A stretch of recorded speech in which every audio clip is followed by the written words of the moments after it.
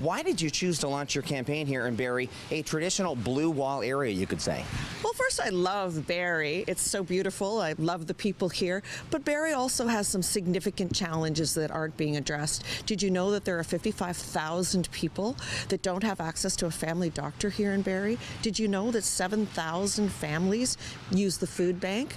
There's a significant homelessness issue, mental health care, and addiction crisis here in Barrie that's not being addressed by the province. So I wanted to start my campaign here with Dr. Rose Zacharias, who's a family doc here in Barrie, was also former president of the OMA, and we wanted to launch to highlight the very important issue that there are so many Ontarians, 2.5 million of them, that don't have access to a family doctor. But instead of fixing the problem and showing leadership, Doug Ford has chosen now to call an unnecessary election.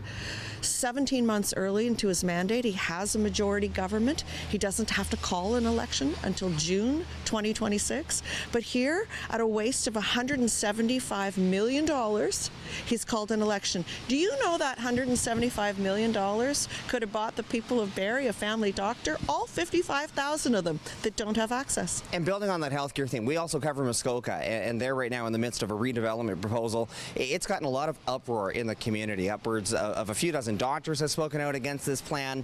The province, it has been submitted to the province. Yeah. Right now, these advocates, they're still calling for more beds. They're calling for a site review because they say the cost for this site could be challenging. Where are you at in your government for this hospital redevelopment in Muskoka? Oh, we're all about providing more health care. Let's look at the facts. 7 years ago, Doug Ford said he'd fix hallway medicine. He didn't get it done.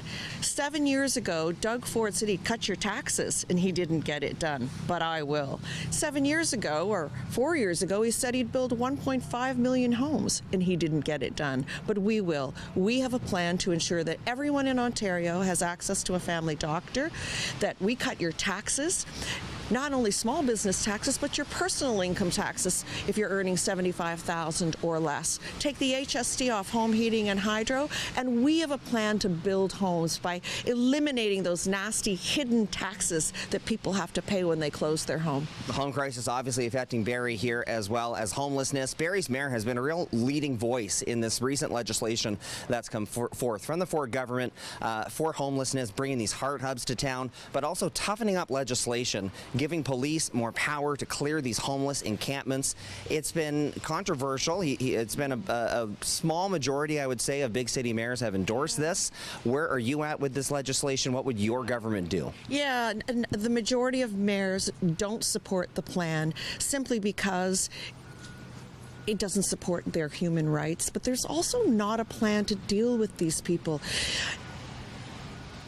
Where would we put them for care and for treatment?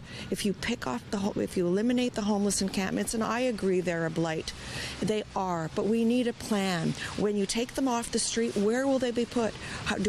Are we certain that they will get the treatment that they need, the care that they need? I worry about all the people who need treatment today but can't afford it, that don't have access. Let's ensure everybody who wants access and needs access has it. Let's provide more supportive housing for these people.